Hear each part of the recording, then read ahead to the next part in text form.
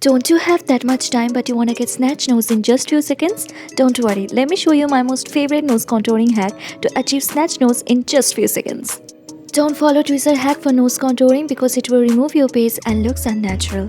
Instead, you have to take a bronzer. This one is from NYX medium shade, and all you have to do is just take it like this. Just take it like this, not too much, and you can adjust your two fingers according to your nose shape, just like that. So basically you are using your two fingers instead of a tweezer. And now just apply it like that.